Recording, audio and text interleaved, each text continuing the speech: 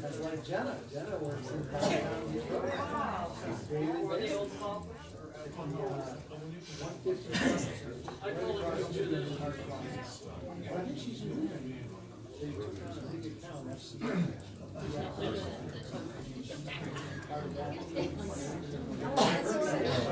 everybody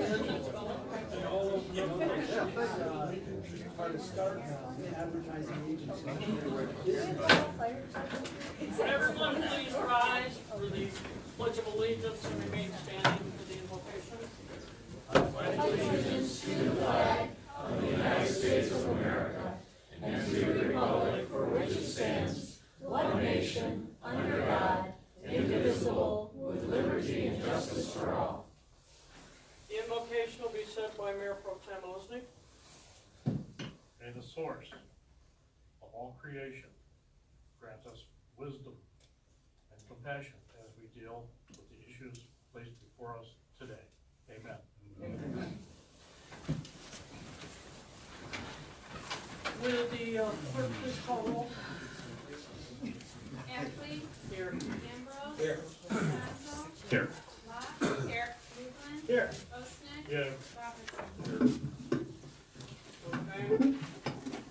Agenda changes. I would like to move item 2 under the city manager's report up to follow item 3 in the presentation and the ceremonial oath of office. So put all the fire department items at the same time. Are there any other requests for agenda changes? Yes, ma'am. I have one quick one to add. Under unfinished business, if we could make it number 3, just a quick discussion on an update on the marijuana facilities. You're giving an update? I'm requesting an update. Okay. Under where do you want this? Unfinished business number 3.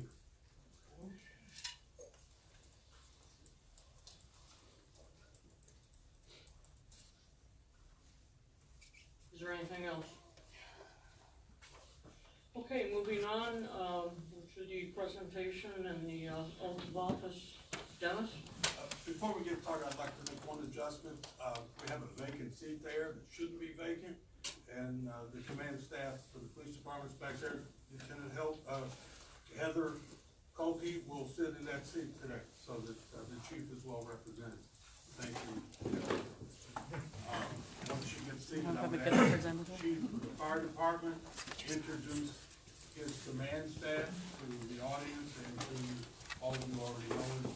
Jim, would you introduce your command staff before you get on with your ceremony? Good evening, Mayor, City Council. My command staff is here this evening. I have Jason Gonzalez. There he is. He's the fire marshal. He's next in command of the fire department. Carl Brown is acting captain at this time. He's stepped in. We had a Captain Salo. He had broke his leg back in June, about 9 months ago, and Carl Brown is filled in for that position. He's done a really good job. We have Mary Bird, Lieutenant Mary Bird. She heads up one of our fire teams. And we also have Ron Menster. Ron Menster is right over here. And Ron is acting lieutenant at this time. When Carl was moved up, we needed to move Ron up to fill that position. You're on. All right. Well, this is we're really proud this evening to introduce some new members of our fire department. They've been here a year, so they're not really new, but they get to do the oath of office tonight, and we present their badge to them also. Firefighters spend 1 year on probation before taking the oath of office. Prior to being hired, candidates go through extensive background checks, physical, psychological exam, and a final interview. During their 1 year probation, they learn and are tested on operations, procedures, and equipment. Upon successful completion of the 12-month probation, they take the oath of office. I have 3 highly skilled firefighters to introduce to you this evening. All 3 have 20+ years of firefighting experience. Jennifer, is that the screen on? Are you ready for it? Yeah. Yes, sir.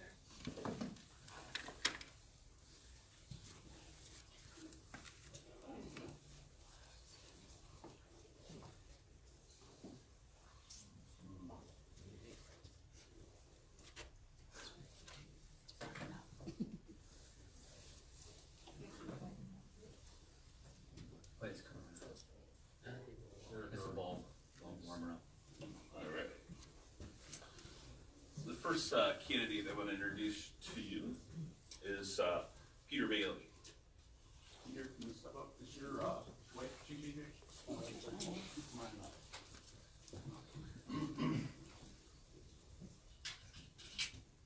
Great picture. Sorry about that. Peter's here with his wife Gigi.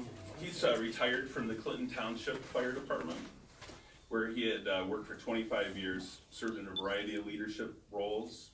He continues to maintain his license as a fire inspector, and he has advanced certifications in command officers positions. Pete served as a platoon leader, helicopter pilot with the Michigan National Guard. He flew Chinooks and Blackhawks. Was there another one also? Hueys helicopters, and served in 2 deployments in Iraq. During Hurricane Katrina, his unit was activated to provide support to securing the levees by dropping large sandbags from the aircraft. I really enjoyed listening to that story. He has a bachelor's degree from Eastern Michigan University in civil planning. At this time, we'll do the badge pinning. It's a brand new one, and it's really sharp. We do have, crews standing by.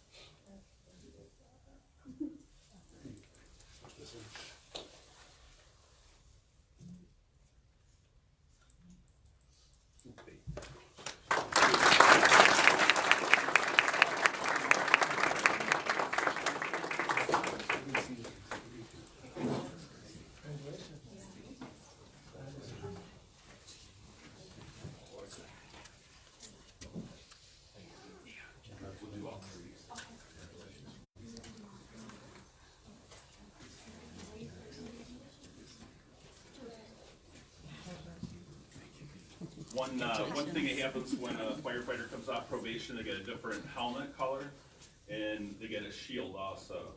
Our station is 19, and his name Bailey is on below, and he gets a black helmet. This should be here any day. Goes from a yellow helmet to a black helmet. Our next candidate is Jason Kelly. Jason is here with his girlfriend Christina. Jason works with the Springfield Township Fire Department. He has 20 years of firefighting experience. He has extensive experience in firefighting in areas that don't have hydrants. He's from the north end. So that helps. We trained quite a bit this summer and on those type of scenarios.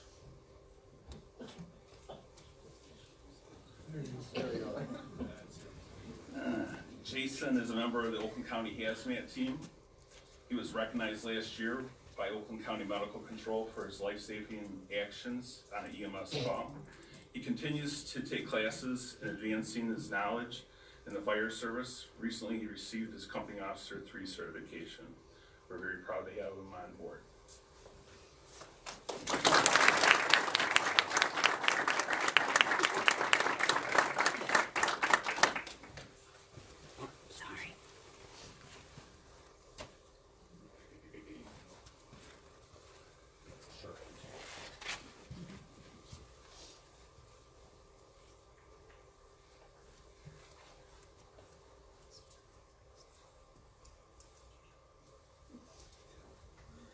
Any of you want to walk around the table, introduce, or meet everybody?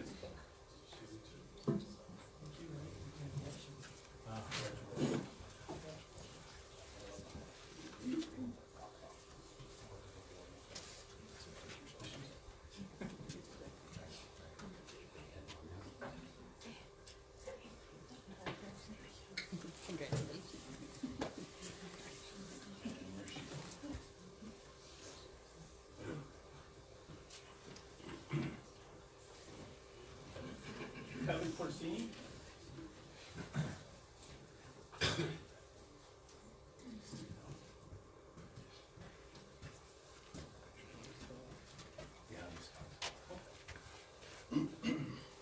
Kevin, we're honored to have Kevin with our fire department. He retired last year with 25 years of service with the Hazel Park Fire Department.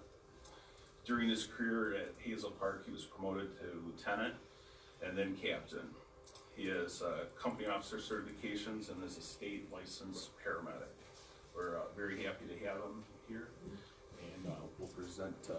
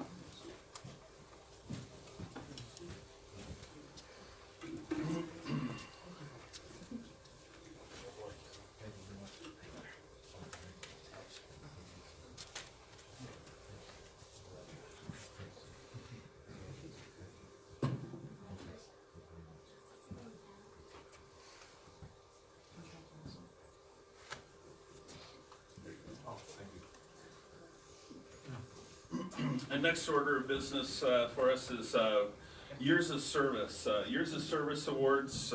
Firefighters, firefighting is a job which requires bravery, strength, quick thinking, a wide range of skills to get the job done. Having experienced firefighters on the department is an asset during exercises and during emergencies. We recognize our firefighters this evening that have 10 years on job with the city. We're starting with Ron Munster. Ron is here with his wife Karen.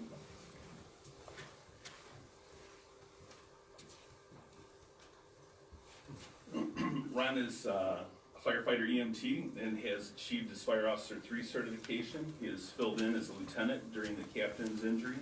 Ron is retired Navy as a Master Chief.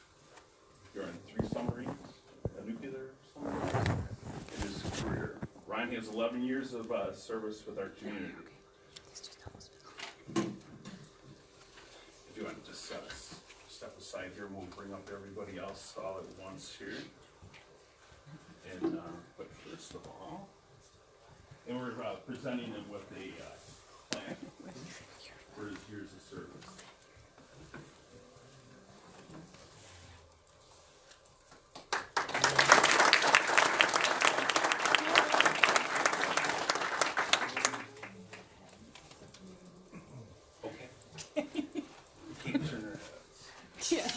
next person that we want to recognize is Brandon Ruth here. Brandon's here with his wife Tori.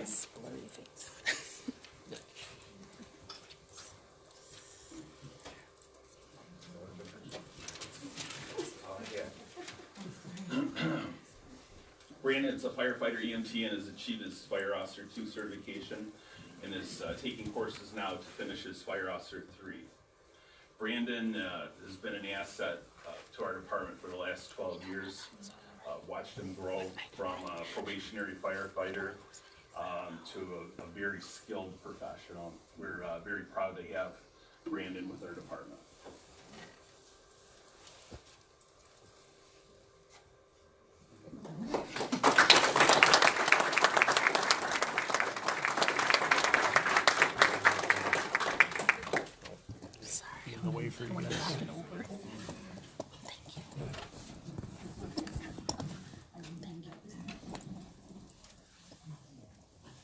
Don Hennessy. And his wife Laura. That's Laura. Yeah. Okay. Don is a firefighter EMT and has been with the department for 15 years, not consecutive years, but a total aggregated 15 years. Don joined the department in the early 1990s. His whole family actually worked here at one time. His wife Laura served for a couple years, and his 3 boys went to our Explorer posts.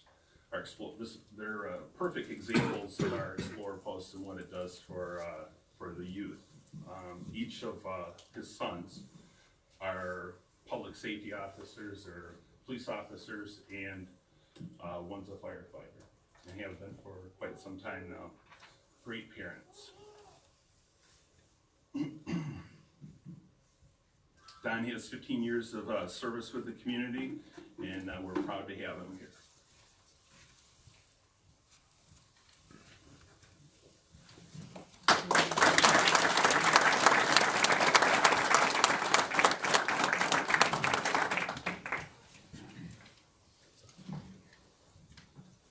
Kevin Merlin and his wife Christine.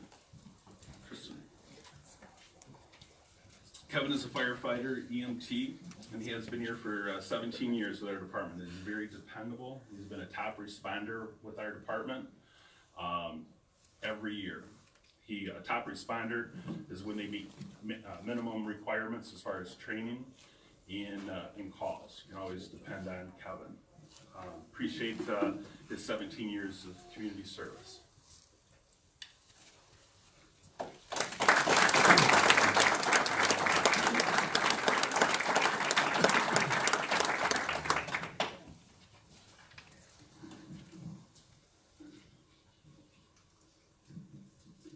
Jason Gonzalez is here with his wife Amanda.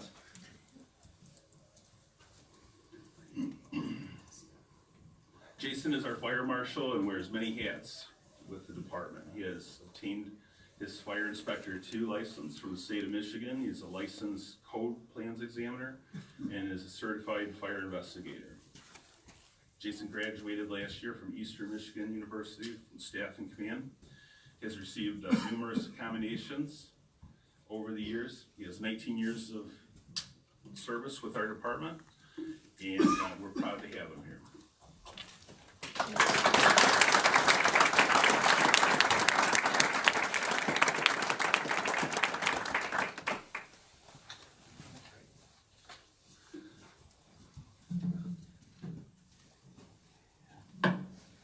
Carl Brown.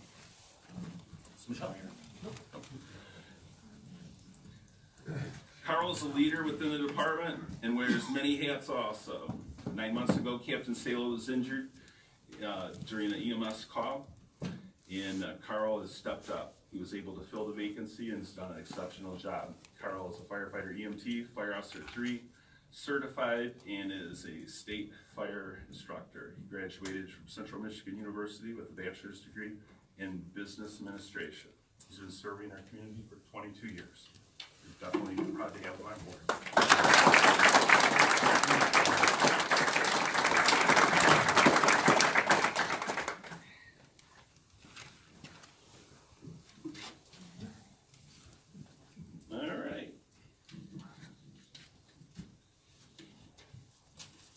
Mary Bird and her husband, Alan.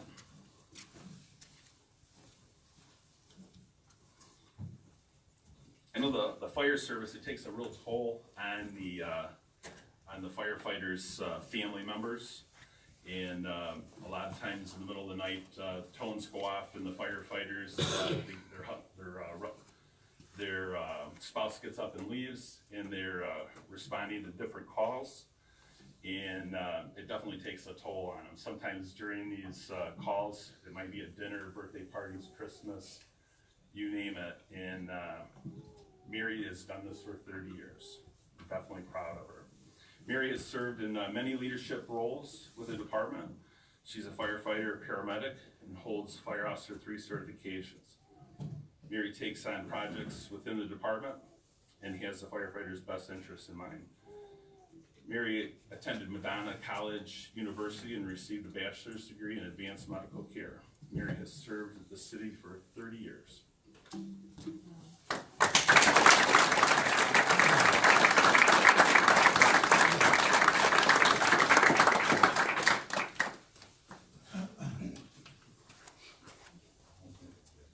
All right, that concludes our service awards. And now we're going to introduce the firefighter of the year. You guys can go ahead and sit down and we'll move on here. Firefighter of the year. Last year, firefighter of the year was Ted Deering. He's a fine example of a quality firefighter within our department.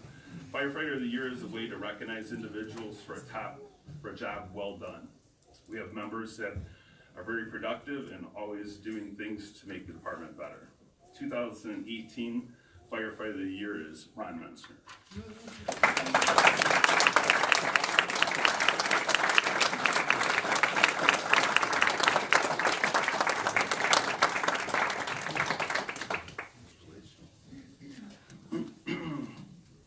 Lieutenant Ron Menster has been with the Walled Lake Fire Department since September 2007. He lives in the city of Wixom with his wife Karen. Since Ron started working with the fire department, he has been active and a repeat top responder. Ron earned his basic training as a first responder and continued to advance his knowledge by obtaining Fire Officer 3 certification. He has demonstrated on countless emergency incidents the ability to stay calm during dangerous incidents and make good decisions. He was there the morning when that big snake bit me. At 6 o'clock in the morning, we were on an emergency scene, and out of the blue, a snake was crawling across the floor of an apartment, and he wanted to know right away which way did the snake go. After he bit you? After the snake. His background as a career retired Navy Master Chief provides the department with exceptional leadership in the firehouse and on the fire ground. Ron is flexible and often volunteers for tasks that makes the fire department and community a safer place. He recently obtained his CPR instructor certification. He teaches American Heart CPR to the public and staff. Child car seats can be a difficult install.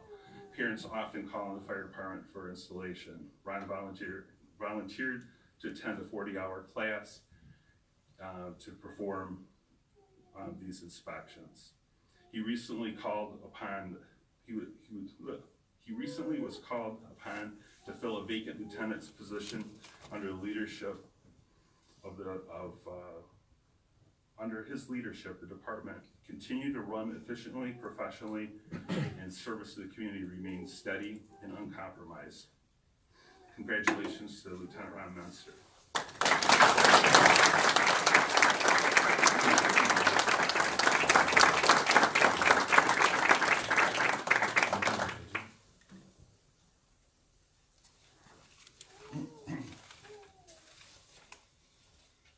This is some small font.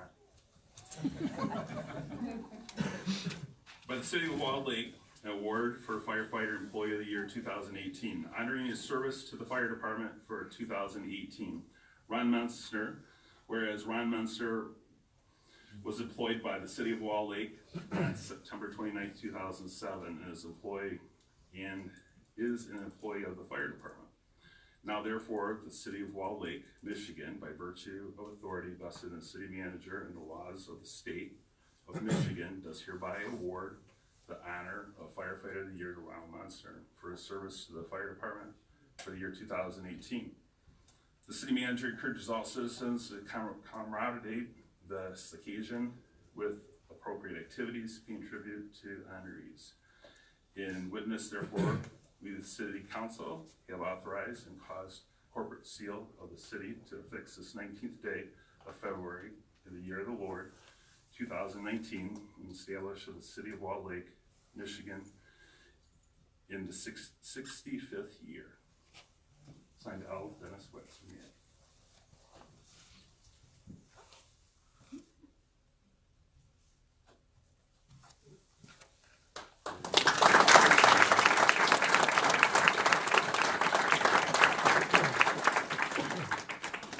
Now we do the, we want to swear the three in. If we could have Peter Bailey, Jason Kelly, and Kevin Corsini to step up and take the oath. And it'll be right behind you.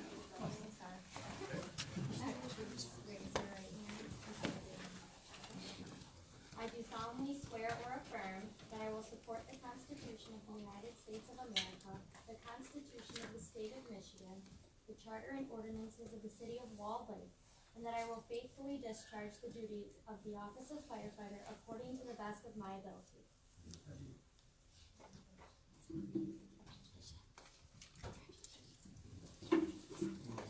Congratulations.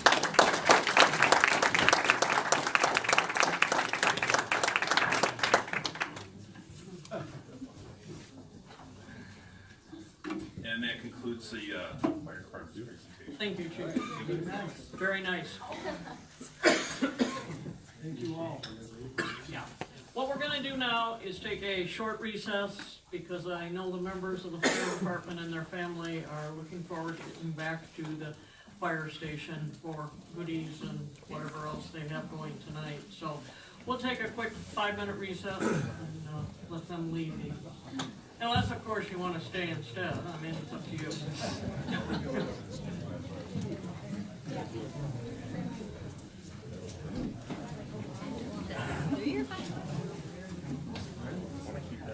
Raise the fine husband.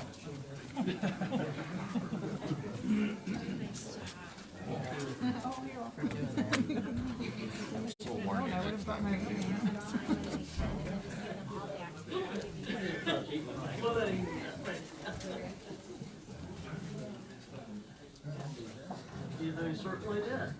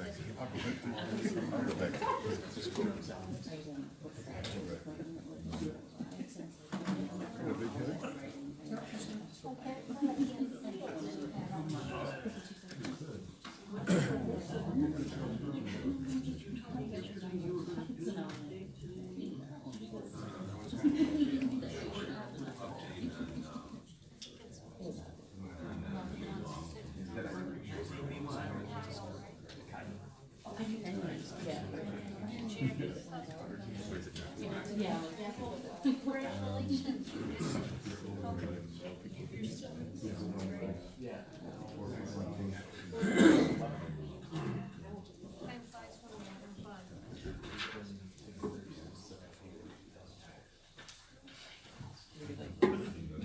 Congratulations, I saw the pictures there. Looks like you guys had fun.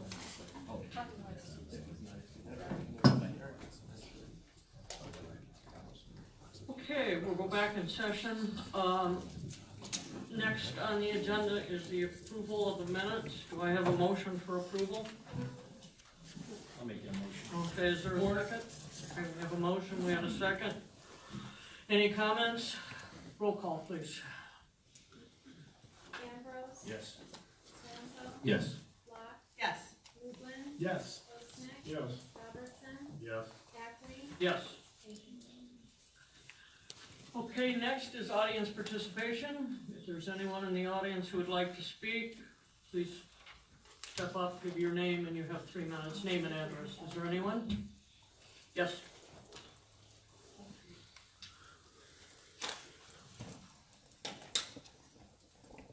Jeff Rondo, 1159 Wabasso. I was a code enforcement officer for several years here. One thing I've learned as I've moved on to another community is that it's very important to maintain the community. Why does nobody shovel snow here? Do we have a code enforcement person? At the last meeting, I was criticized for not being appropriate. The one who's working here now obviously doesn't do anything. There's snow everywhere. You can't walk through this town. In the summer, the grass is this high. Everything I used to do doesn't get done. I'm trying not to say this out of criticism. I'm trying to say this out of concern. Why does the grass not get cut? Why does the snow not get shoveled? Who's responsible for that department? Anybody got an answer? I pay taxes here. You have been here for many years. You know this time is to state what you want to in 3 minutes. I'm still talking. How much time do I have? Who's responsible for that department? It's not a two-way discussion. Okay. Okay. I'd like to see the snow shoveled here. I'd like to see this community maintained. Okay, that will be noted. Thank you. Okay? Is there anyone else who would like to speak? Yes. Darlene Ciampa, 1717 Ashstand, Fort Worth. I've been here 24 years as a resident, and I'm very concerned about, I guess, the blasé-ness that I feel is prevalent on the city council in terms of the marijuana, and now there's a lawsuit that's been filed against the city as of November 18th, 2018, regarding conspiracy, and it's very concerning. I know some people are used to lawsuits, but it's concerning as a citizen that this is what our tax dollars are going to be going for. It doesn't give me a lot of confidence in city management and city leadership. And I wonder where this lawsuit's gonna lead. Because conspiracy is being alleged that folks were not processing the marijuana licenses legally and efficiently. And that bothers me because I'm wondering if there's 13 other lawsuits waiting to happen or a class action lawsuit against the city. Passing the marijuana, recreational marijuana, it seems like my tax dollars are gonna be going towards defending the city in court. And I'm wondering if there's a bigger issue here. If the marijuana interests came in and bought this town, lock, stock, and barrel,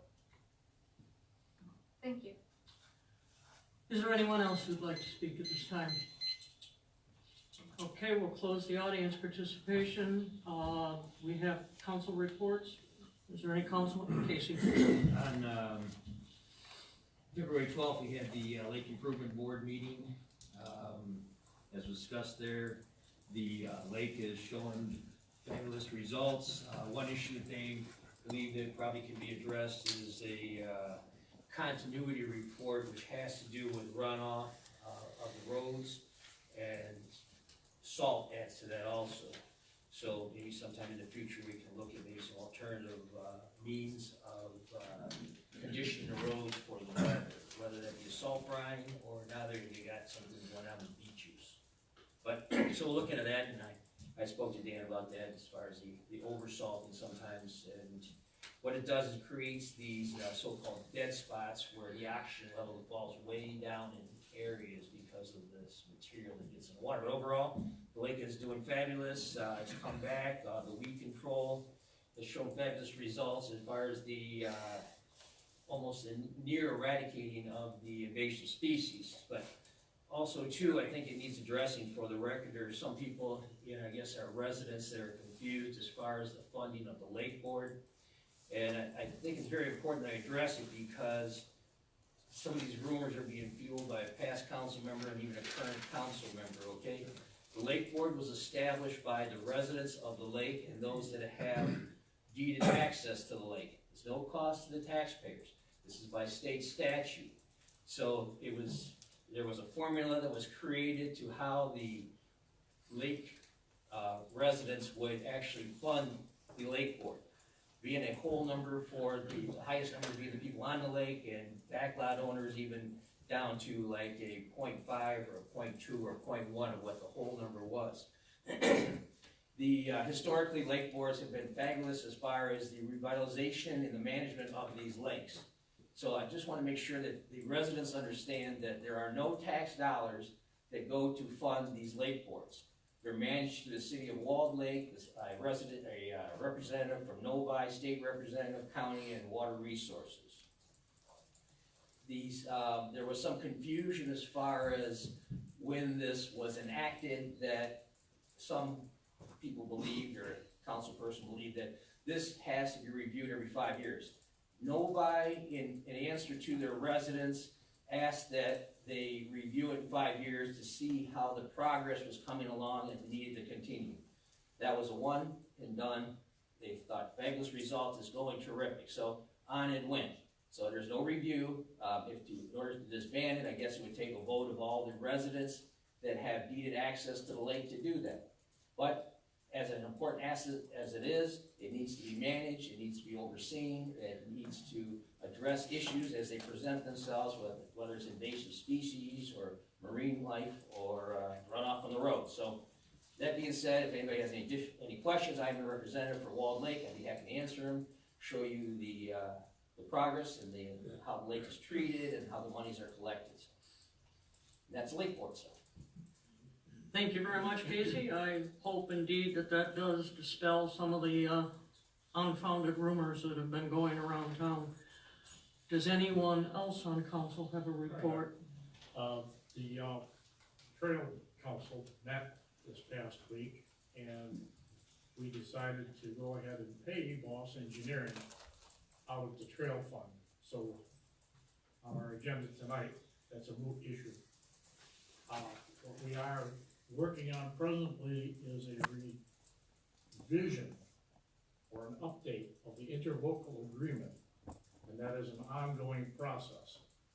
And we're hammering out all of the details of dotting all the i's, crossing all the t's, and it has to come before this council before it's approved by this body, but it also has to be approved by the other bodies also. So before this new interlocal agreement could take place, all three bodies have to agree in some total of what the agreement and the new interlocal agreement would have. So, but it's still a work in progress. That's it. Thank you, John. And I think council has been true to their commitment. We've had Mayor Pro Tem Osnick, myself, Councilperson Ambrose, Councilperson Costanzo, and Councilperson Robertson have all been attending these meetings, and we have had input into it, and we're the most representative of the three communities. We are taking this very seriously, that the city wants to, do the best we can with this trail, and if we can reach an agreement, so be it, and we can move forward. And it doesn't violate having 4 members of council because it is an open meeting and anyone is invited to attend. So, but I have to thank John, he's been doing a great job. Anyone else? Okay. We will move on then to the next portion of the city manager's report. Mayor and council, I would ask that you move to receive and file the departmental visual statistical report. If you have any questions on the fire department, I'll let Jim answer those. If you have any questions on the police department, I'm not going to worry the chief replacement for tonight, so we'll hold that until the chief comes back. I didn't do that, I just don't like to see that empty seat. Well, I want people to know we have somebody in command. All right. We will do that to you. Of course, the investment reports, we want to touch on those, we have our plans. Okay. Could I have a motion, please, to receive and accept the report? I'll make that motion. Okay, is there a second? Okay, are there any questions? Roll call, please. Costanzo, Yes. Locke, Yes. Lublin, Yes. Osnick, Yes. Robertson, Yes. Ambrose. Yes. Ackley. Yes. Thank you. Next, sir. All right, we covered the public safety department, the firefighters and all that. I didn't say much because that was flowing very nicely. I thought the chief, fire chief did a very good job.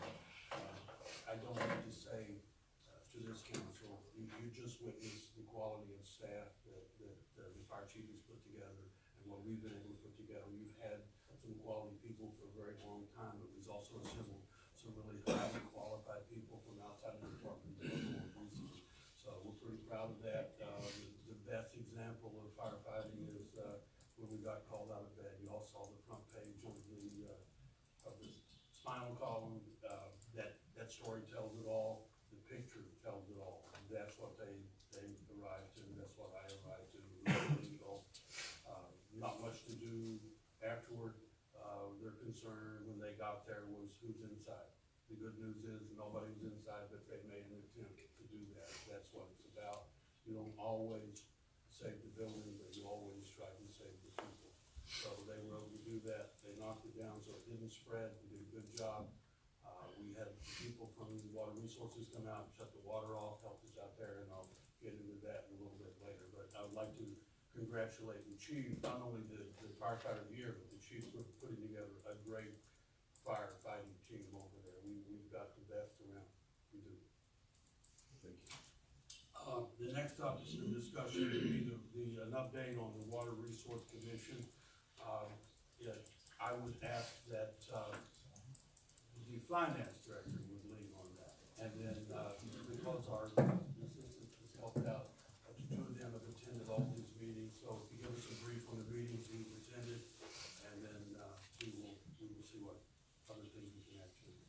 Yes, I'll let Chelsea talk about the specifics of what WRC has done, but I wanted to just let you know that it has been a really great transition working with WRC.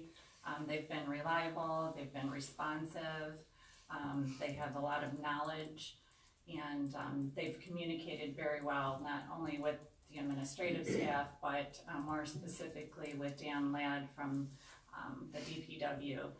He's worked really close with them, helping them kind of learn the ropes of our city and get acclimated to the water service lines that we have and main lines. They've done a great job. We have had some meetings with them since, just to have an overview of what has happened and what's going to happen in the future.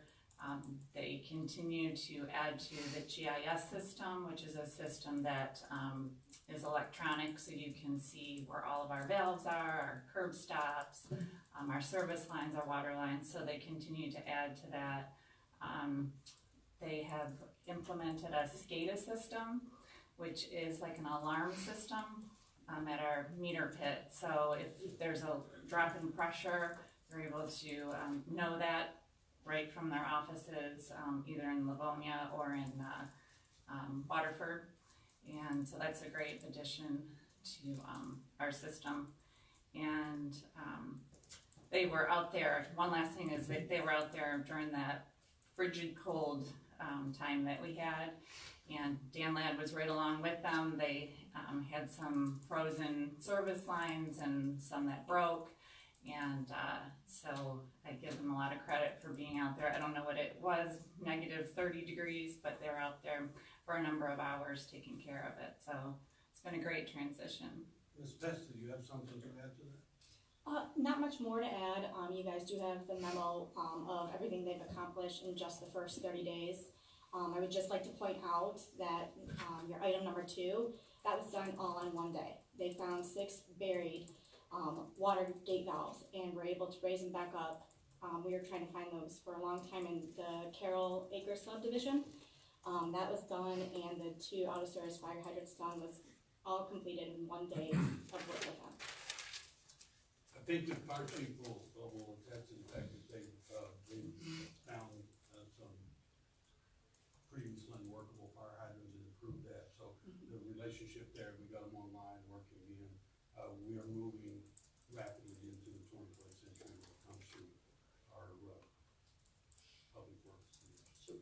Did you have a question? Yeah, no, I just wanted to Chelsea go explain the benefits of finding these additional valves as opposed to not finding them and having a water issue. Well, the issue has been most of these valves that have been buried were turned off, so that really affects the pressure for these subdivisions. So by the fact of finding them, we are able to open them up and see exactly where the flow of the water is going to the subdivision. A lot of it has been rerouted a very long way. Now that they've unburied those 6 gate valves, we have a lot better pressure, and we can actually see where any of those other damages may have been over the years with those being buried for such a long time. We don't know if those were buried on purpose or just lost. Either way, what a gate valve does is it allows you to turn the water off at this location.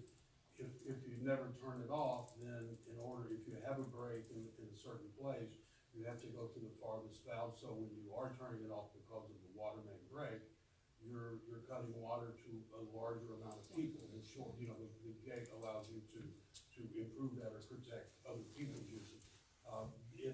It's inexplicable to me how that happens and it gets covered up or covered over, but that's what we did. We brought it in to begin to deal with that and professionalize that part of our public service, and it's working out well so far.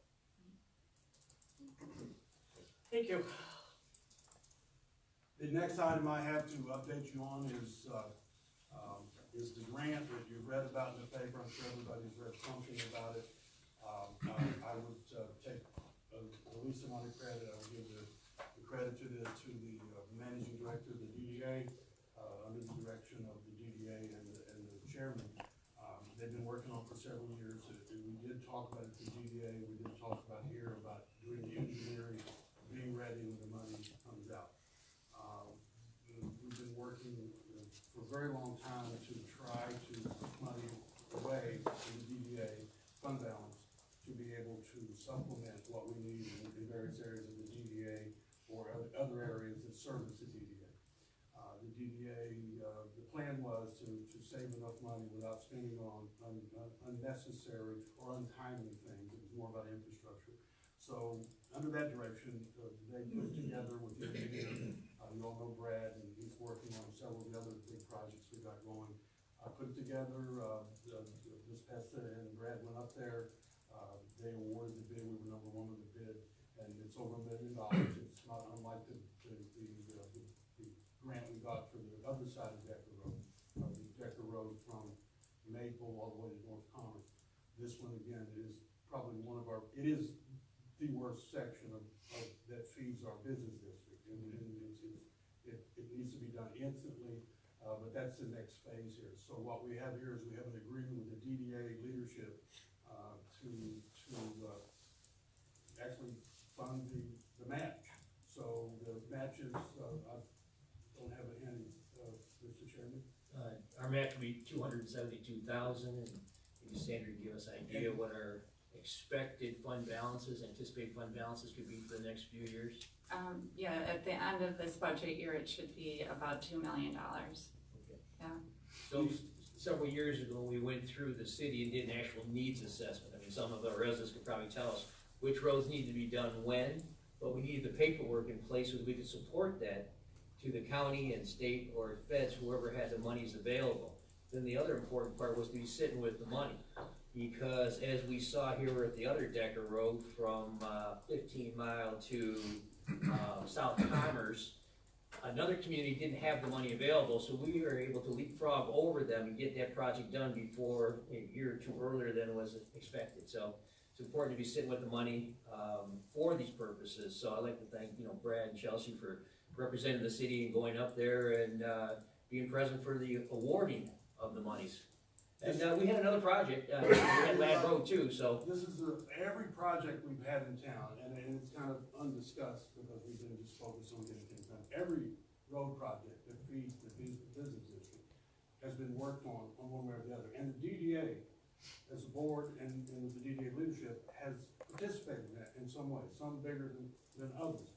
The first item that we dealt with several years ago was identified as the worst intersection in Oakland County. The road commission at the time was using it as the poster child for bad intersections, and they were using our intersection to say it's so bad, but it won't be funded till 2030 or something like that. So we took that project on, and I think at the time we were told, and some of you remember those meetings, that we didn't get it, and we explained to them, squeaky wheel gets the grease.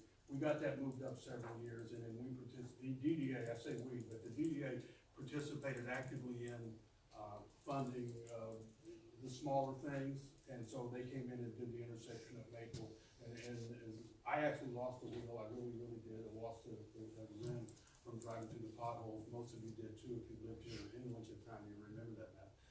So we got moved up. The DDA played a major role. Those fluorescent green signs that were everywhere showing people where to get to the business, that was all funded by DDA, a couple of bucks extra. So that was the first thing they did. The next thing they did is they assisted, again, the same kind of thing, the assistance through, they didn't match the money that came out of general fund. We had set aside the Decker Road from Maple all the way up to North Commerce, or to South Commerce. That match was by the city, but we were ready when we were at the federal aid committee to say, when the other city couldn't fund it, everybody was in a jam back then, but we had it set aside. We were in no better shape in terms of the bigger financial picture, but you have to make a call, and we had the money to set aside, and we jumped on the opportunity to get that funding, and we got it funded. But the DDA participated in that in a small way. The next big project the DDA participated in was Maple Road, Maple Road itself. That is a county project, was a county project. DDA funded that in smaller ways by adding to the driveways and turnout, trying to improve the Maple Road businesses. And of course, the little fluorescent green signs were there. So the DDA participated in all of that. Now what we have is we have a major feeder road coming to our district. That Decker Road feeds your district. It feeds your economic base. This is downtown. The newer downtown will be Maple and Pontiac. That whole area there is going to be developed in some way in the future. I'll remind people that the DDA was started in '91 to extend the roadway from Pontiac all the way through, and that's actually why it was created. It now has the authority to do other stuff, even if it's not in your overlay. So what happened, the chairman recognized the most important part of feeding your downtown or improving your downtown is keeping your roads operational. And that's the worst one in town. So I believe we're planning to take it to the DDA board to get that budget amendment at the next meeting. It will come back here, so they get another shot at that. 272,000 is what he said. We got, well, you said 2 million, and it could be as high as 2 million by the end of this audit year, but what's the audited figures for the DDA, end of the last audited figure, which was? As of June 30th, 2018, the DDA has 1.6 million. Okay, so we'll have 1.6 million. We know that we got in the bank, and we can anticipate that will go up to $275 out of that is well worth the commitment of the DDA, and it feeds your downtown district. So we got that. Now the next arm twisting I'm getting from the chairman is we have to get it kicked up a couple of years. We've done that a couple of times. We may be able to do it again. It may even be that we leverage it a little more with a better, sweeter deal. Example of that would be Novi. If you go down Novi Road, which is Decker, you know, you go all the way down to 12 Mile, that may be the worst intersection as opposed to ours, 12 Mile. And I've driven there many times with staff, and every time I go there, I wonder why something wasn't done. Well, I found out that they actually sat down with the county and said, look, we'll sweeten the deal, bring this up 2 more years, improve it, and they added some money to the pot. And the county's pretty smart too, they do it, and so they're gonna move that improvement or the rehabilitation of that intersection up 2 years. So it should come pretty quick. It's down by the main business district, it's down by the mall, it's the worst intersection. So we're gonna try to do the same thing, that's the next phase of it, but it looks like, this is the deal that's gonna go through. I think we have support on the DDA and take a vote, but the chairman is feeding the business district, and that was the criteria. It's very important in Oakland County as far as that road, the use of the road, its contribution to the ebb and flow of the business district, same with Novi, okay? And like I said, they sweetened the pot, meaning they contributed more money as far as the percentage of the share of the cost, so. And we'll also assure everybody that in doing that project, we will also do the sidewalks. Well, that's going, I knew you were gonna do that. We don't have that sidewalk. The chairman just committed another few $1,000s, I don't know what that's gonna be, but if we do, and it is a good idea, Yeah. if you match them up, you're gonna do the whole thing, but that would be in addition to, that would be our project, and you have the authority of the DDA to do that, but you might wanna, we'll talk about how to fund that, whether it's all DDA stuff or a combination of the deal between the DDA and the city are the same entity in reality. The city gets paid the taxes, the DDA didn't exist, all that money comes to the city, so it is a good idea. The issue is all the other issues of the funding we got, so we'll talk about that. I know we were put on the table, I'm just hoping we can do it tonight.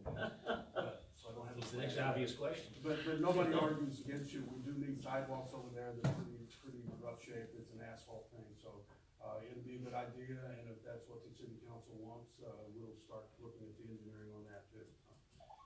That's all I've got on that. Thank you. I do appreciate the chairman's long time coming. Again, we weren't, you don't wanna, beat your chest or make any demands with the county. It's a committee that are made up of all of the people there. They have an interest. They get money too. And so you have to go in with your hat in your hand and wait and hope and be ready. The key is being ready. We did the engineering. Some of you were getting phone calls and asking, what are they doing? They're in the street. Was that the builder? With all of the engineering going on, well, what he was doing was getting ready to get the $1 million that we got. So. Well, and the bigger part of that picture is that community ed building, that vacant land, that 6.5 acres, is gonna be put out for requests for projects. So when these people come to take a look at it, these roads better be looking good, and this better be welcoming people that wanna go, developers wanna spend that money to redo that whole property, so. That's. All right, the next item on the agenda, I thank you, the council member Costanzo was asked for an update on the marijuana licensing. We don't, Oh. the update, what did you ask for? I didn't realize we jumped. Yeah, it was under unfinished business. Well, he's wanting to move it up. Okay, I'm sorry. It was just Report, I do it here.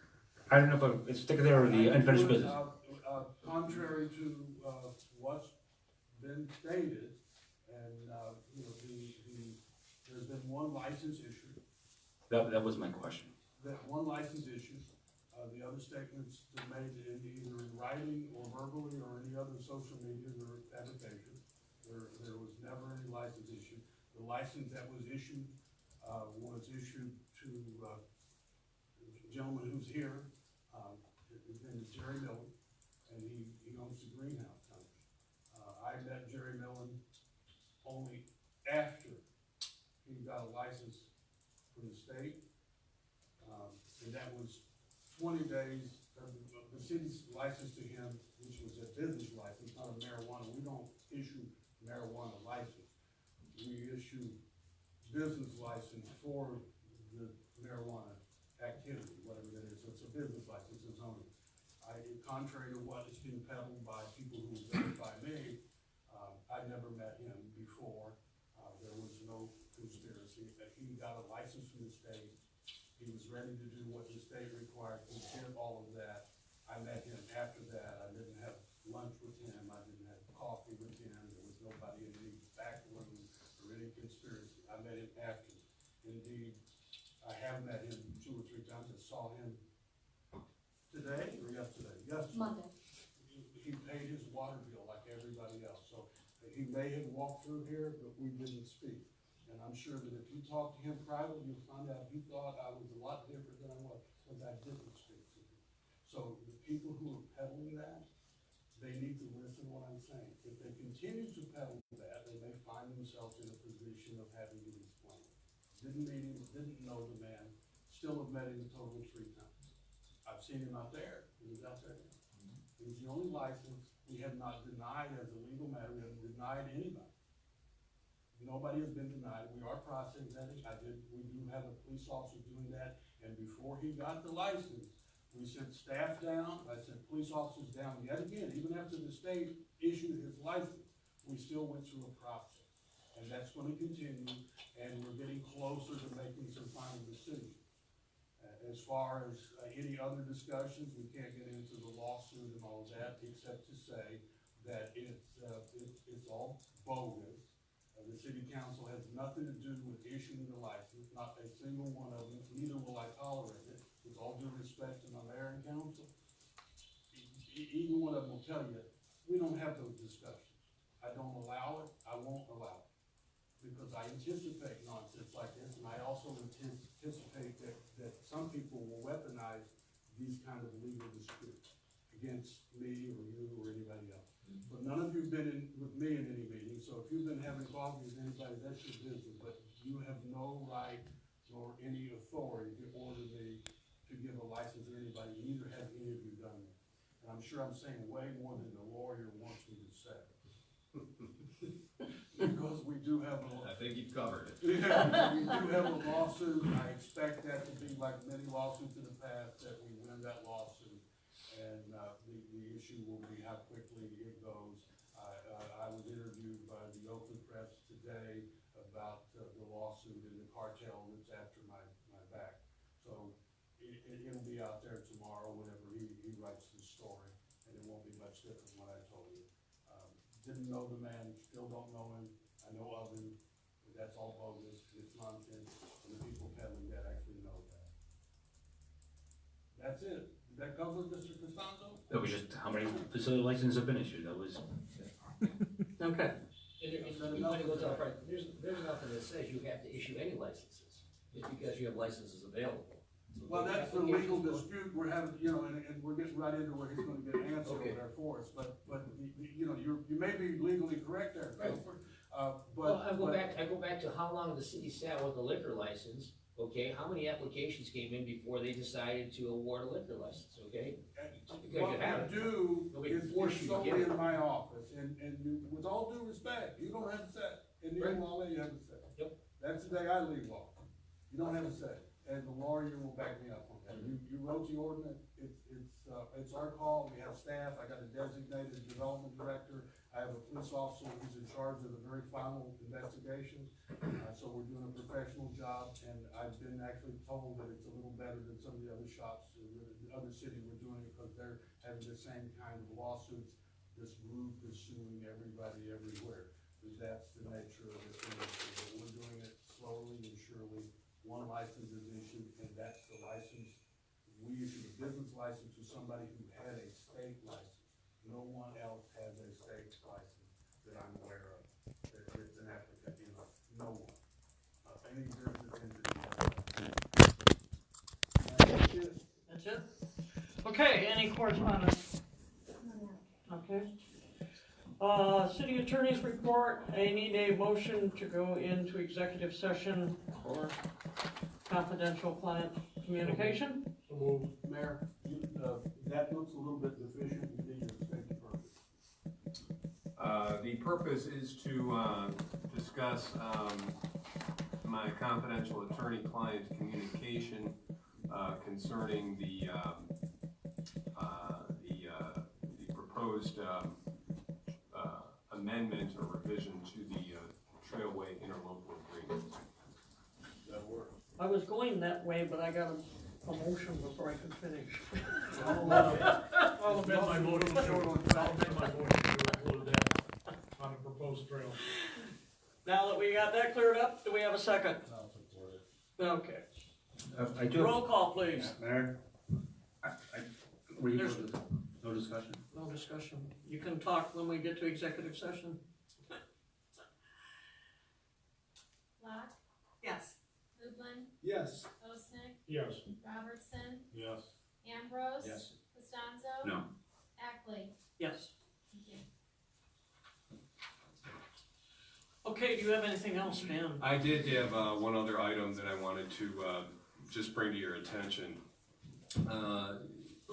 As most people know, the pursuant to the voter-approved ballot proposal, the new recreational marijuana law did go into effect on December 6th of 2018, just a few months ago.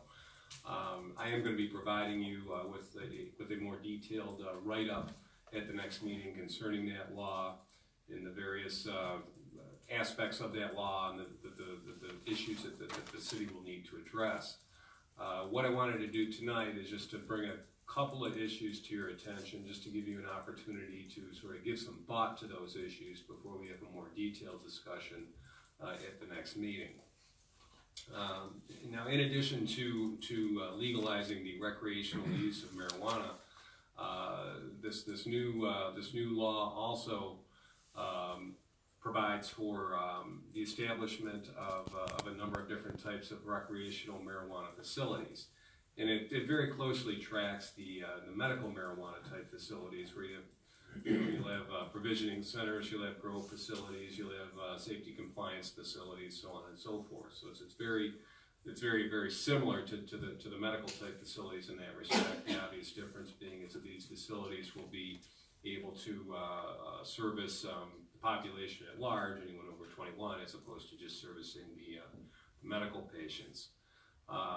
Now, one important difference between this new law and the medical marijuana law is that, recall when the Medical Marijuana Facility Licensing Act came into effect, the local communities could opt in, meaning if you wanted to have those types of marijuana facilities within your community, you had to adopt an ordinance to that effect, saying, you know, we're going to allow these facilities in our community.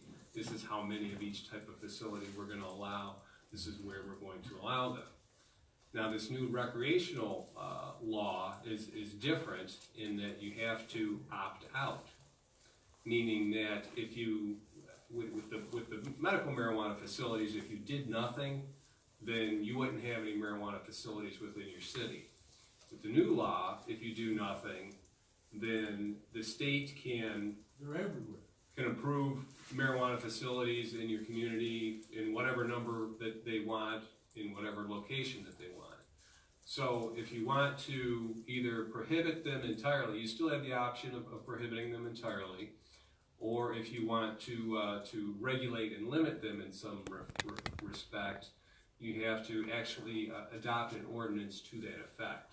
So you need to think about, number one, do you want to have the facilities? If you do want to have the facilities, how many of these different types of facilities do you want, and where do you want them? And that's kind of, and I think those are the main issues that you sort of need to be thinking about between now and the next meeting, because you know, if you do decide to regulate these facilities in some respect, whether it's prohibiting them altogether or just limiting them, and I assume you most likely probably will, you know, I'll need some direction for purposes of creating an ordinance in terms of you know, how many types of facilities do you want and where you want to put them. And the types of facilities are essentially the same as they are with the medical facilities. The other important issue to be aware of as you're thinking about this is that the medical facilities that have been approved will have first dibs for the recreational licenses. So You know, if you have a, like we have a provisioning center here in Walled Lake, you know, that the owner of that facility, if they want to, they're going to get the first opportunity to apply for a recreational type facility ahead of anyone else who doesn't have a medical facility.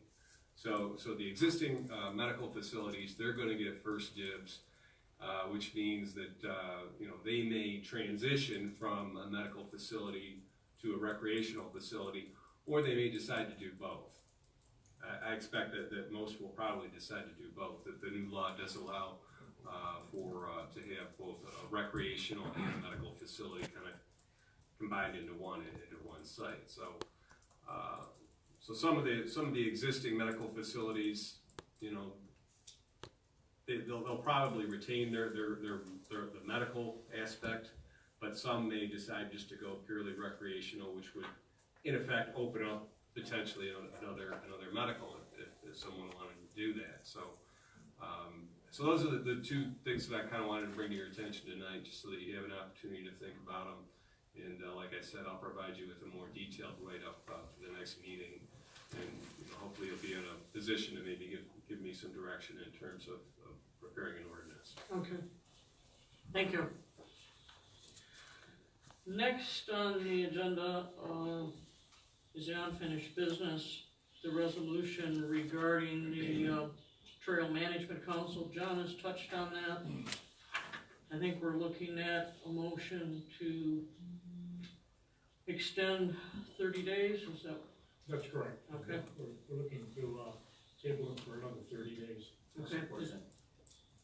You made the motion, John? I made the motion. Casey supported. Any discussion? Roll call, please.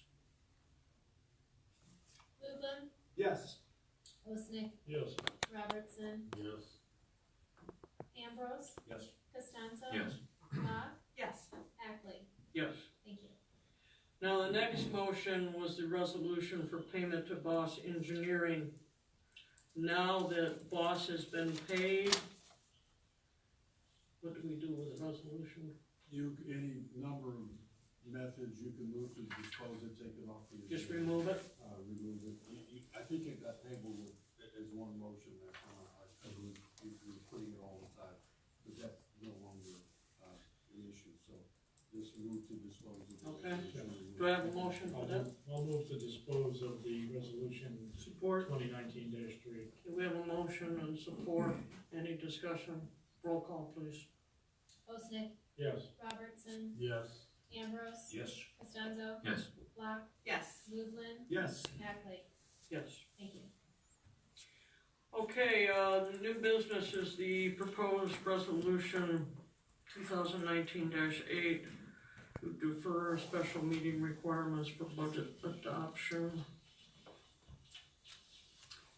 So you have a resolution before you that is requesting to move the budget presentation from a special meeting per our charter to the following day with a regular meeting that is held. Okay, we've done this in the past.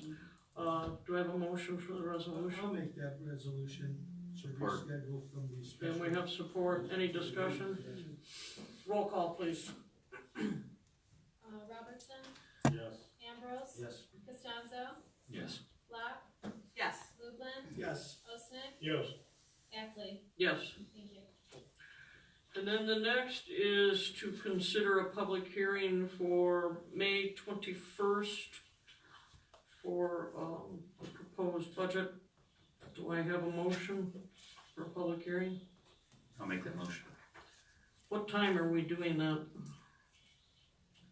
It's at the regular council meeting at 7:30. Okay. Okay, we have a motion, we have support. Any discussion? Roll call, please. Ambrose. Yes. Costanzo. Yes. Locke, Yes. Lublin, Yes. Osnick, Yes. Robertson, Yes. Ackley. Yes. Thank you. Okay, item number 3, we're finished with that. I'm sorry, Madam Mayor, also I would like to touch on the budget workshops. So, Okay. yeah, so you'll, the one. Everyone had the dates in front of them. I just wanted to confirm that those are good dates and times for everyone. These are the same times and dates. Yes. I think the 10th isn't gonna work for me, but that's fine, I don't have a problem with that, so. And the March 16th won't work for me. That's a pretty big one.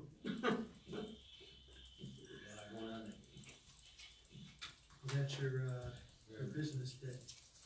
We certainly could move it to the following Saturday if that works for everyone as well. I may be gone the following Saturday. That's gonna be no, I'll be here, I'm sorry, it's 2 weeks from then, I'll be gone. Okay, the 23rd? Work for everyone? Okay. Thank you. Okay. That's about, 3 hours or 3? Yeah, At the 3 estimate? hours. Yeah, about 9 until noon. Okay.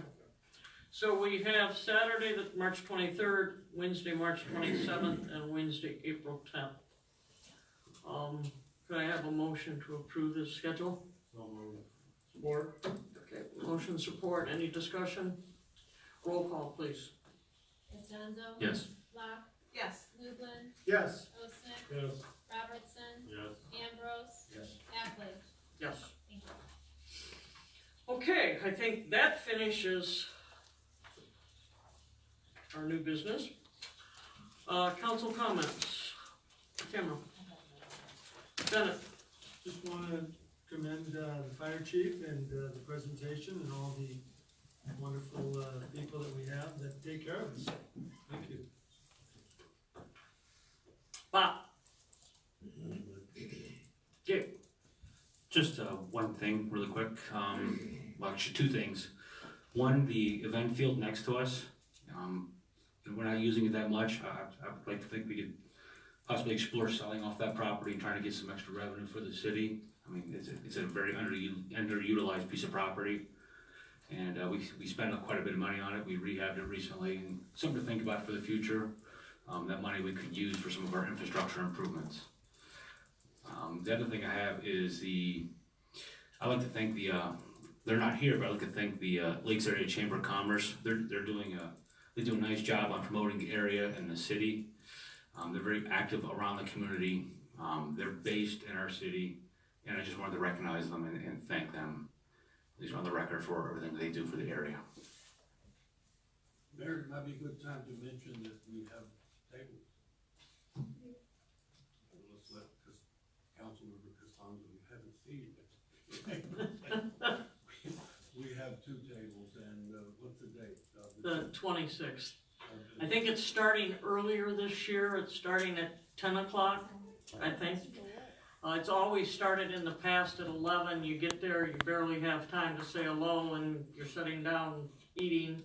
So they're gonna do it at 10 o'clock so that you can mix and mingle before the luncheon starts. Edgewater again? The We have 26th. we participate, that's one of the things, even though we cut back on a lot of things through the years, because of our financial situation, we didn't cut back with those folks and stay with lakes and stay with the city. We've always participated heavily, we have the tables, so all the council members are invited, of course. And then the staff will be there too, we'll fill up the tables, and we always have, some other cities haven't participated as far as we have the whole, that's one March place we always 26th, are, 10 that is in those meetings. Quick question, if I may ask, was that February 26th or March 26th? March. March. That's right, I thought Casey. And I do appreciate the participation and the support. As I look around at the other communities, you have the speaker and maybe one person. And we do have 2 tables, and it's very much appreciated by the mayor. It's been that way for, well, 8 years. I mean, we participate, I think the chamber appreciates that. Yeah. We understand, that has to do with the chairman of the DDA, I mean, it's all about business, to bring them back, we had to fight to keep them, we didn't, but now we. I think that's good for the whole DDA. They were instrumental in making sure that our presence was there and that we were promoting. That's what it's been about, it's an extension of the DDA, Here, I thought it was to support me. You really let me down That's the tonight. most important reason, we just gotta get everybody there. We're always there for you. Thank you. Okay, did you have anything else, Gabe? Okay, Casey. I'd like to, thank all our department heads and all the staff. It's a terrific thing, do a great job, but even more so to get great results. So some outstanding things this month, so thank you. Mr. John. I would like to thank the DPW for making sure that the roads have been duly plowed and taken care of. This past snowstorm is a testament to their intestinal fortitude in the face of adversity. Basically, the park behind me, the plowed, the trail's been plowed, they've done a wonderful job. As they always do. When we have a snow issue, they take care of it. And I'd like to thank the fire department, and it was a wonderful presentation. Thank you, Jim. That's it? That's it? I too would like to commend the fire department and our fire chief. I don't know if Jim feels the same way that I do. It used to be when Jim and I sat here and we were honoring people, they had been here longer than us. But now we're honoring those that we brought on board. Kind of like, I'm sitting here thinking, woo, Jim and I remembered when they started out. So kind of put things in perspective. And I too have to commend what we've done with the roads during these last 2 or 3 weeks of Michigan crazy weather. I know we do have some sidewalks that we are giving attention to, and I know we did have an issue with some personal problems with our code enforcement officer that I'm not going to go into, that we extend our condolences to, but I think he's back on the job, and I'm sure he's going to address some of those. So our city is looking good. We probably are the best plowed in the area, and that means a lot. So that's all I have tonight. I've already stated that we're working very fast and hard and trying to come to an agreement with our neighbors, Commerce and Wixom, to do what's best for the city and try to work something out on the trail. And I think it's going in the right direction, and we'll be able to report back in a month, and hopefully it'll be good news from Wall Lake. Other than that, I have nothing else tonight, so we'll take a recess, 10 minutes or however long it takes the audience to leave, hopefully 10 minutes, and go back into executive session.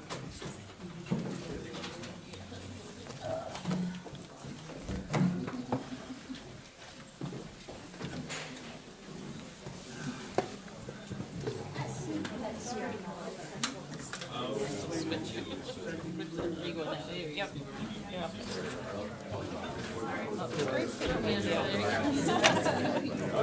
Man, this is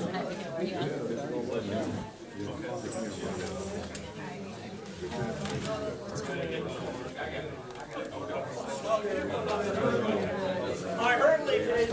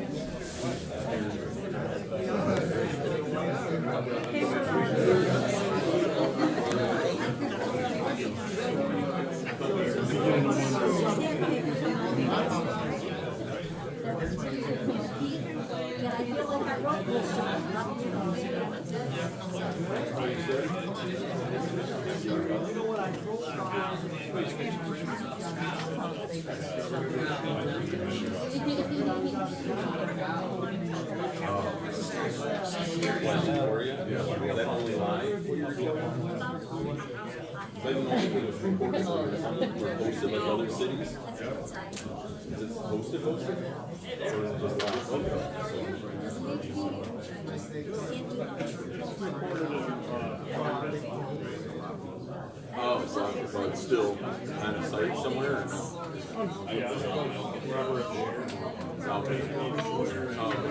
was just wondering, 'cause a lot of, like, they used to have it here, they said somebody reporting, and I say they're reporting for years. So, I just wondered. I saw it, I wanted to come. Yeah, I joined your, I think I joined the right group, I saw your face on it. I sent my request for vote. I saw it, and, Yeah. you know what, the guy that. Sorry, I'm Ryan, by the way. Yeah.